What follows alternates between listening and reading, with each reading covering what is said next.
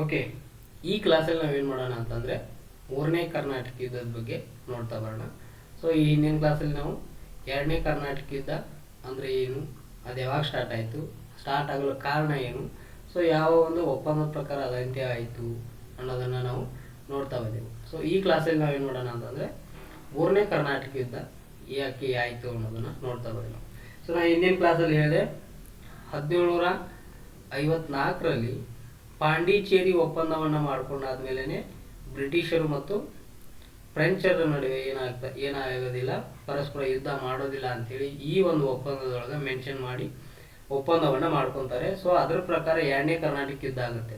Okay, ಈ ಒಪ್ಪಂದದ ಪ್ರಕಾರ ಒಪ್ಪಂದ ಆದಮೇಲೆ ಮೂರನೇ ಕರ್ನಾಟಕ ಯುದ್ಧ ಆಗೋಕ್ಕೆ ಪ್ರಮುಖ ಕಾರಣ ಏನು ಅಂತ ನೋಡೋದಾದರೆ, ಸೊ ಈ ಒಪ್ಪಂದದಲ್ಲಿ ಹೇಳಿದರು, ಈ ಒಪ್ಪಂದದ ಪ್ರಕಾರ ಫ್ರೆಂಚರು ಮತ್ತು ಬ್ರಿಟಿಷರು ಏನು ಮಾಡೋಂಗಿಲ್ಲ, ಪರಸ್ಪರ ಯುದ್ಧವನ್ನು ಮಾಡೋಂಗಿಲ್ಲ.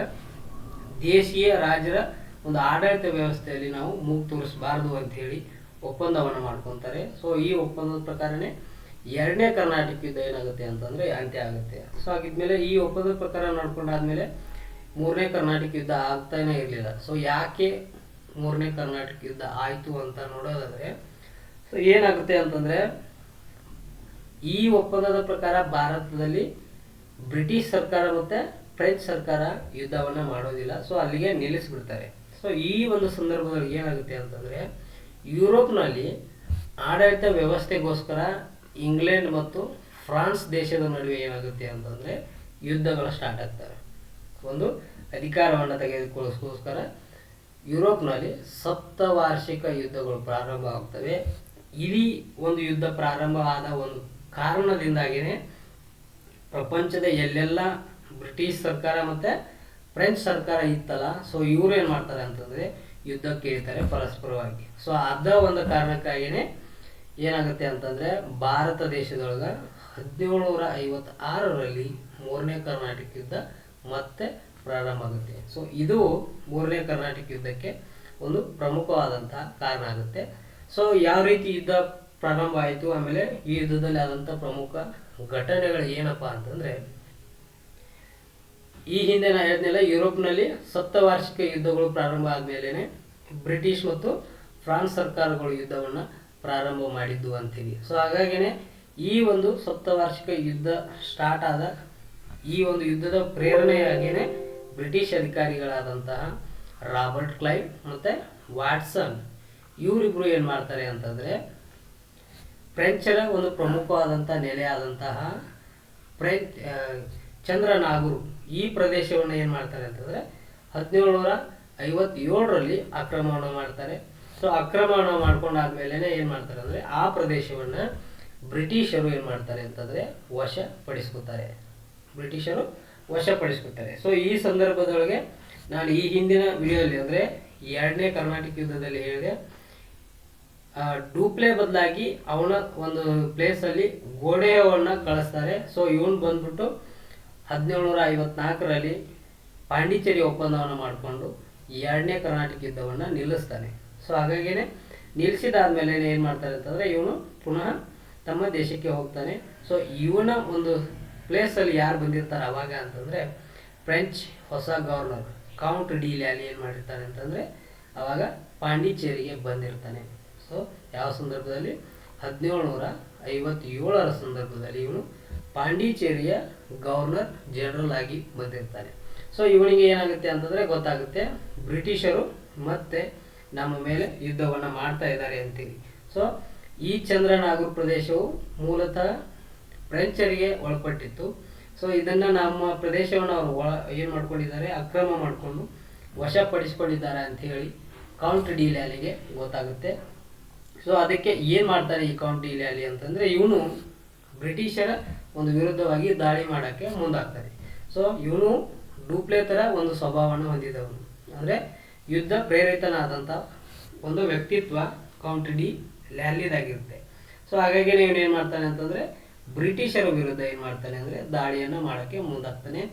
ಅದರ ಪ್ರಕಾರನೇ 1760 ಜನವರಿ 22ಕ್ಕೆ ವಾಂಡಿವಾಶ್ ಕೋಟೆಯ ಮೇಲೆ ಏನು ಮಾಡ್ತಾನೆ ಅಂತಂದರೆ ಈ ಲ್ಯಾಲಿ ದಾಳಿಯನ್ನು ಮಾಡ್ತಾನೆ. ವಾಂಡಿವಾಶ್ ಕೋಟೆಯ ಮೇಲೆ ದಾಳಿ ಮಾಡಿದ ಒಂದು ಪರಿಣಾಮವಾಗಿ ಇದಕ್ಕೆ ವಾಂಡಿವಾಶ್ ಕದನ ಅಥವಾ ವಾಂಡಿವಾಶ್ ಯುದ್ಧ ಅಂತೇಳಿ ಕರೀತಾರೆ. ಸೊ ಈ ಯುದ್ಧದಲ್ಲಿ ಏನು ಮಾಡ್ತಾರೆ ಅಂತಂದರೆ, ಈ ಯುದ್ಧದಲ್ಲಿ ವಾಂಡಿವಾಶ್ ಕೋಟೆಯನ್ನು ಕೌಂಟ್ ಡಿ ಲ್ಯಾಲಿನೇ ಸ್ವಪ್ರೇರಿತೆಯಿಂದಾಗಿ ದಾಳಿ ಮಾಡಿದರೂ ಕೂಡ ಈ ಯುದ್ಧದಲ್ಲಿ ಅಂದರೆ ಆ ಸಂದರ್ಭದಲ್ಲಿ ವಾಂಡಿವಾಶ್ ಕೋಟೆಯನ್ನು ಯಾರು ಆಡಳಿತ ಮಾಡ್ತಾ ಇರ್ತಾರೆ ಅಂತಂದರೆ ಸರ್ ಐರ್ ಕೂಟ್ ಎಂಬವನು ಏನು ಮಾಡ್ತಾ ಇರ್ತಾನೆ ಅಂದರೆ ಆಡಳಿತವನ್ನು ಮಾಡ್ತಾ ಇರ್ತಾನೆ. ಇವನು ತುಂಬ ಒಬ್ಬ ಬಲಿಷ್ಠನಾದಂತಹ ಸೇನಾನಿ ಆಗಿರ್ತಾನೆ. ಸೊ ಕೌಂಟ್ ಡಿ ಲ್ಯಾಲಿನೇ ಯುದ್ಧವನ್ನು ಮಾಡೋಕ್ಕೆ ಮುಂದಾದರೂ ಕೂಡ ಈ ಯುದ್ಧದಲ್ಲಿ ಕೌಂಟ್ ಡಿ ಲ್ಯಾಲಿ ಏನು ಮಾಡ್ತಾನೆ ಅಂತಂದರೆ ಸೋಲ್ತಾನೆ. ಇವನು ಪಾಂಡಿಚೇರಿಗೆ ಓಡೋಗ್ಬಿಡ್ತಾನೆ. ಸೊ ತನ್ನ ಜೀವನ ಉಳಿಸೋಗೋಸ್ಕರ ಪಾಂಡಿಚೇರಿಗೆ ಓಡೋಗ್ಬಿಡ್ತಾನೆ. ಆಮೇಲೆ ಫ್ರೆಂಚರಿಗೆ ಭಾರತೀಯ ದೇಶೀಯ ದೊರೆಗಳಿಗೆ ಒಬ್ಬ ಫ್ರೆಂಚ್ ಅಧಿಕಾರಿ ಬುಸ್ಸಿ ಡೂಪ್ಲೆಯನ್ನು ಇವನೇನು ನೇಮಿಸಿರ್ತಾನಲ್ಲ, ಈ ಬುಸ್ಸಿಯನ್ನು ಏನು ಮಾಡ್ತಾರೆ ಅಂತಂದರೆ ಬಂಧನದಲ್ಲಿ ಇರಿಸ್ತಾರೆ ಬುಸ್ಸಿಯನ್ನು.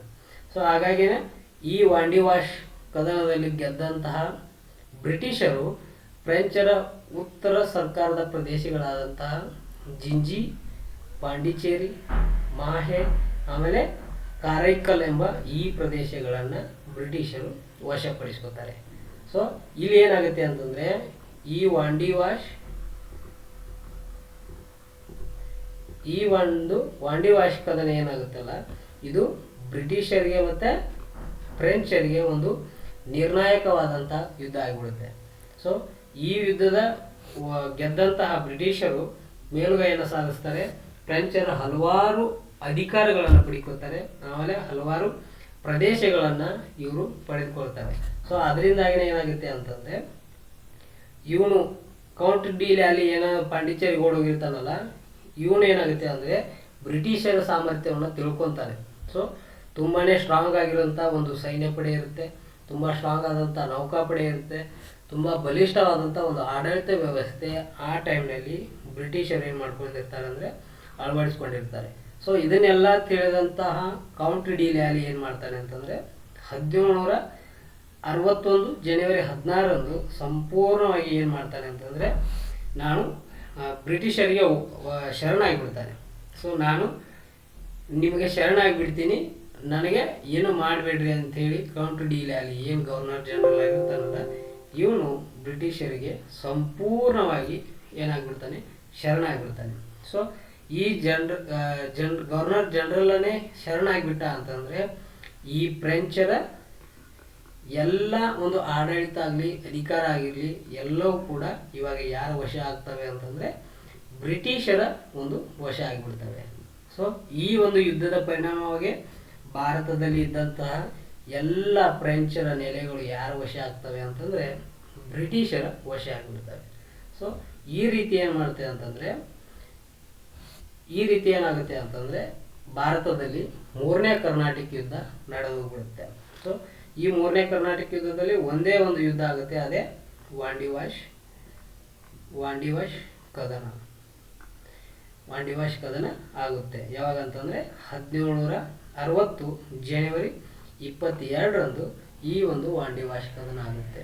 ಸೊ ಈ ಒಂದು ವಾಂಡಿವಾಶ್ ಕದನ ಯಾವಾಗ ಅಂತ್ಯ ಆಗುತ್ತೆ ಅಂತಂದರೆ 1763 ಸಂದರ್ಭದಲ್ಲಿ ವಾಂಡಿವಾಶ್ ಕದನದಿಂದ ಆದಂಥ ಕಾರಣ ಮತ್ತು ಪರಿಣಾಮ ಅಂದರೆ 1761 ಕೌಂಟ್ ಡಿ ಲ್ಯಾಲಿ ಏನು ಮಾಡ್ತಾನೆ ಅಂತಂದರೆ ಸಂಪೂರ್ಣವಾಗಿ ಶರಣಾದ ನಂತರ ಸೊ ಫ್ರೆಂಚರ ಎಲ್ಲ ಆಡಳಿತ ವ್ಯವಸ್ಥೆಯು ಬ್ರಿಟಿಷರ ಒಂದು ವಶ ಆಗಿಬಿಡುತ್ತೆ. 1763 ಸಂದರ್ಭದೊಳಗೆ ಏನಾಗುತ್ತೆ ಅಂತಂದರೆ ಐರೋಪ್ಯದಲ್ಲಿ ನಡೀತಾ ಇರುತ್ತಲ್ಲ, ಯುರೋಪ್ನಲ್ಲಿ ನಡೀತಾ ಇದ್ದಂತಹ ಸಪ್ತವಾರ್ಷಿಕ ಯುದ್ಧ ಏನಾಗುತ್ತೆ ಅಂತಂದರೆ ನಿಲ್ಲುತ್ತೆ.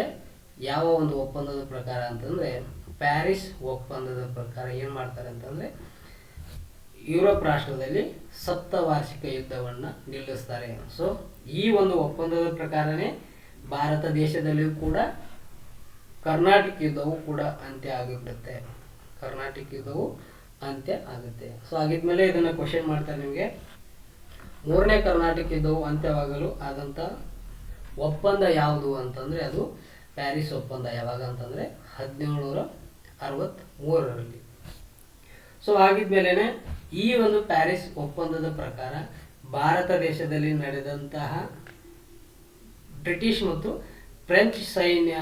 ಫ್ರೆಂಚ್ ಯುದ್ಧಗಳು ಏನಾಗ್ತಾ ಇರ್ತಾವಲ್ಲ, ಸೊ ಈ ಒಂದು ಪ್ಯಾರಿಸ್ ಒಪ್ಪಂದದಲ್ಲಿ ಮೆನ್ಷನ್ ಮಾಡ್ತಾರೆ ಭಾರತ ಪ್ರದೇಶದಲ್ಲಿ ಸಂಬಂಧಪಟ್ಟಂತೆ ಮಾತ್ರ ಅಂತಂದರೆ ಯಾವೆಲ್ಲ ಪ್ರಮುಖ ಅಂಶಗಳು ಅಲ್ಲಿ ಈ ಪ್ಯಾರಿಸ್ ಒಪ್ಪಂದದಲ್ಲಿ ಇರ್ತವೆ ಅಂತಂದರೆ, ವಾಂಡಿವಾಶ್ ಕದನದಿಂದಾಗಿನ ವಶಪಡಿಸಿಕೊಂಡಂತಹ ಫ್ರೆಂಚರ ಉತ್ತರ ಸರ್ಕಾರದ ಪ್ರಮುಖವಾದಂಥ ಪ್ರದೇಶಗಳಲ್ಲಿ ವಶಪಡಿಸಿಕೊಂಡಿರ್ತಾರಲ್ಲ ಬ್ರಿಟಿಷರು, ಪಾಂಡಿಚೇರಿ, ಮಾಹೆ, ಆಮೇಲೆ ಚಂದ್ರನಾಗೂರು, ಇವುಗಳನ್ನು ಏನು ಮಾಡೋಣ ವಾಪಸ್ ಬ್ರಿಟಿಷರಿಗೆ ಕೊಡೋಣ ಅಂತೇಳಿ ಪ್ಯಾರಿಸ್ ಒಪ್ಪಂದದಲ್ಲಿ ಇರುತ್ತೆ.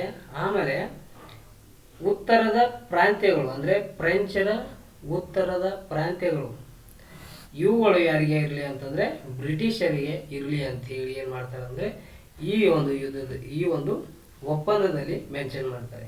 ಸೊ ಈ ರೀತಿ ಏನಾಗುತ್ತೆ ಅಂತಂದರೆ ಭಾರತದಲ್ಲಿ 3ನೇ ಕರ್ನಾಟಕ ಯುದ್ಧವು ನಡೀತಾ ಬರುತ್ತೆ.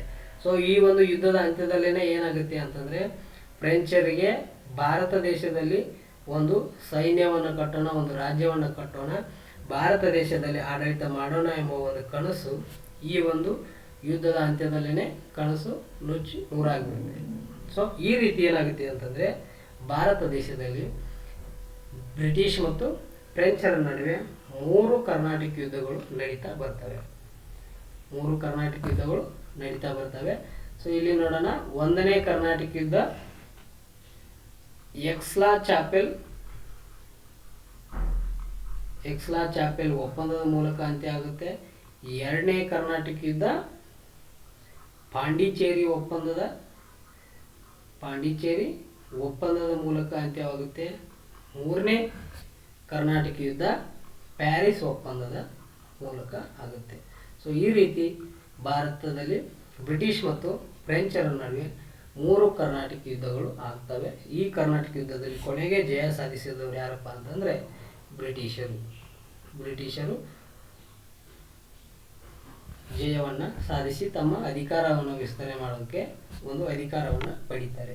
ಸೊ ಆಗಿದ್ಮೇಲೆ ಫ್ರೆಂಚರ ಅವನತಿಗೆ ಕಾರಣಗಳೇನು? ಸೊ ಈ 3 ಯುದ್ಧಗಳಲ್ಲಿ ಸೋಲೋದಕ್ಕೆ ಪ್ರಮುಖವಾದಂಥ ಕಾರಣಗಳು ಏನು ಅಂತ ಅನ್ನೋದಾದರೆ, ಬ್ರಿಟಿಷರು ಏನು ಮಾಡಿದರು ಅಂತಂದರೆ ಭಾರತ ದೇಶದಲ್ಲಿ ಉತ್ತಮವಾದಂಥ ಸ್ಥಿತಿ ಇತ್ತು ಅಂತಂದರೆ ಇವರಿಗೆ ಹಣಕಾಸಿನ ಪರಿಸ್ಥಿತಿ ಆಗಿರ್ಬೋದು, ಅಂದರೆ ಬ್ರಿಟಿಷ್ ಸರ್ಕಾರ ಈ ಬ್ರಿಟಿಷ್ ಕಂಪನಿಗೆ ಏನು ಮಾಡ್ತಾ ಇತ್ತು ಅಂದರೆ ಹಣಕಾಸಿನ ಪರಿಸ್ಥಿತಿಯನ್ನು ತುಂಬ ಚೆನ್ನಾಗಿ ಒದಗಿಸ್ತಾ ಇತ್ತು.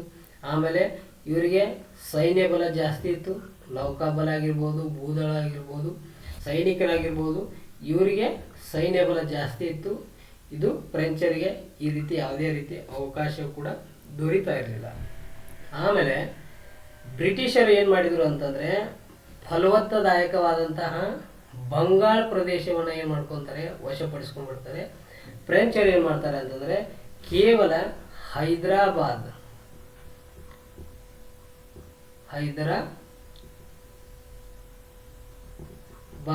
ಸಾಮ್ರಾಜ್ಯದ ಕಡೆ, ಕೇವಲ ಹೈದರಾಬಾದ್ ಸಾಮ್ರಾಜ್ಯದ ಕಡೆ ಗಮನವನ್ನು ಕೊಡ್ತಾರೆ. ಬ್ರಿಟಿಷರು ಫಲವತ್ತಾದಂಥ ಬಂಗಾಳದ ಪ್ರದೇಶವನ್ನು ವಶಪಡಿಸ್ಕೊತಾರೆ. ಸೊ ಇವರಿಗೆ ಏನಾಗುತ್ತೆ ಅಂದರೆ ಬಂಗಾಳದ ಒಂದು ಪ್ರದೇಶ ಸಿಕ್ಕಾದ್ಮೇಲೆ ಇವರಿಗೆ ಕೃಷಿ ಕ್ಷೇತ್ರದೊಳಗಾಗಿರ್ಬೋದು ಅಥವಾ ಅವರ ಮೂಲ ಸಾಮಗ್ರಿಗಳನ್ನು ಇಟ್ಕೊಳ್ಳುವಂಥ ಒಂದು ಭದ್ರತೆಯ ಒಂದು ನೆಲೆ ಯಾರಿಗೆ ಸಿಗುತ್ತೆ ಅಂತಂದರೆ ಬ್ರಿಟಿಷರಿಗೆ ಸಿಗುತ್ತೆ. ಆಮೇಲೆ ಫ್ರೆಂಚರು ಭಾರತ ದೇಶದಲ್ಲಿ ಯುದ್ಧ ಮಾಡೋಕ್ಕೆ ಪ್ರಮುಖವಾದಂಥ ಕಾರಣ ಯಾವುದಪ್ಪ ಅಂತಂದರೆ, ಫ್ರೆಂಚರು ವ್ಯಾಪಾರದ ಒಂದು ಉದ್ದೇಶವನ್ನು ಬಿಟ್ಟು ದೇಶದ ಆಡಳಿತ ವ್ಯವಸ್ಥೆ ಒಳಗೆ ಅವರು ಕೈ ಹಾಕಿದ್ರು. ಸೊ ಈ ಕೆಲಸವನ್ನು ಡೂಪ್ಲೆ ಮಾಡ್ತಾನೆ. ಈ ಡೂಪ್ಲೆಯಿಂದಾನೇ ಭಾರತ ದೇಶದಲ್ಲಿ ಫ್ರೆಂಚ್ ಮತ್ತು ಬ್ರಿಟಿಷರ ನಡುವೆ ಯುದ್ಧ ಆಗೋಕ್ಕೆ ಪ್ರಮುಖವಾದಂತಹ ಕಾರಣ ಆಗುತ್ತೆ. ಆಮೇಲೆ ಫ್ರೆಂಚರಲ್ಲಿ ಭಾರತ ದೇಶದಲ್ಲಿ ಬಂದಂಥ ಗವರ್ನರ್ ಜನರಲ್ ಒಳಗೆ ಏನಾಗಿರಂಗಿಲ್ಲ ಅಂತಂದರೆ ವರ್ಗ ಕಲಾಗಳು, ಅಧಿಕಾರಿಗಳಲ್ಲಿ ವರ್ಗ ಕಲಾಗಳು ಇರ್ತವೆ. ಒಬ್ಬರು ಸಮರ್ಥರು ಬರ್ತಾರೆ, ಒಬ್ಬರು ಅಸಮರ್ಥರು ಬರ್ತಾರೆ.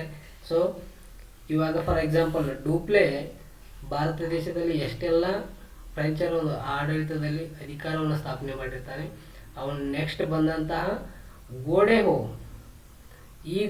ಬಂದು ಇವನು ಸಂಪಾದನೆ ಮಾಡಿದಂಥ ಅಧಿಕಾರವನ್ನು ಕೂಡ ಇವನೇನು ಮಾಡ್ತಾನೆ ಅಂದರೆ ಕೆಡು ಬಿಡ್ತಾನೆ. ಅವನ ಅದ ನಂತರ ಬಂದಂಥವ್ರು ಕೌಂಟರ್ ಡೀಲ್ ಆಗಲಿ ಅವನು ಉಳಿಸ್ಕೊಳ್ಳೋಕೆ ಪ್ರಯತ್ನ ಪಡ್ತಾನೆ. ಈ ರೀತಿ ವರ್ಗ ಕಲಹಗಳು ಉಂಟಾಗ್ತವೆ ಫ್ರೆಂಚರಲ್ಲಿ. ಆಮೇಲೆ ಈ ವರ್ಗ ಕಲಹಗಳು ಬ್ರಿಟಿಷರಲ್ಲಿ ಇರೋದಿಲ್ಲ. ಬ್ರಿಟಿಷರಲ್ಲಿ ಏನಿರಂಗಿಲ್ಲ ಅಂದರೆ ವರ್ಗ ಕಲಹಗಳು ಇರಲ್ಲ, ಶಿಸ್ತುಬದ್ಧವಾಗಿರ್ತಾರೆ, ನಿಯಮಬದ್ಧವಾಗಿರ್ತಾರೆ. ಆಮೇಲೆ ಫ್ರೆಂಚರ ಸೇನಾಧಿಕಾರಿಗಳು ಅಶಿಸ್ತಾಗಿರ್ತಾರೆ. ಆಮೇಲೆ ಒಳ್ಳೆಯ ಕೆಲಸ ಮಾಡುವಂತಹ ಸೈನ್ಯಾಧಿಕಾರಿಗಳಿಗೆ ಉತ್ತಮ ಪುರಸ್ಕಾರ ಫ್ರೆಂಚ್ ಸರ್ಕಾರದಿಂದ ಸಿಗೋದಿಲ್ಲ. ಸೊ ಈ ಪ್ರಮುಖವಾದಂಥ ಕಾರಣಗಳಿಂದಾಗಿಯೇ ಫ್ರೆಂಚರು ಭಾರತ ದೇಶದಲ್ಲಿ ಅಧಿಕಾರವನ್ನು ಪಡೆಯೋದಕ್ಕೋಸ್ಕರ ಅವನತಿಗೆ ಪ್ರಮುಖವಾದಂಥ ಕಾರಣಗಳು ಆಗ್ತವೆ. ಓಕೆ, ಇನ್ನು ಮುಂದಿನ ಸಿಲೆಬಸನ್ನು ಮುಂದಿನ ಕ್ಲಾಸಲ್ಲಿ ನೋಡ್ತಾ ಬರೋಣ.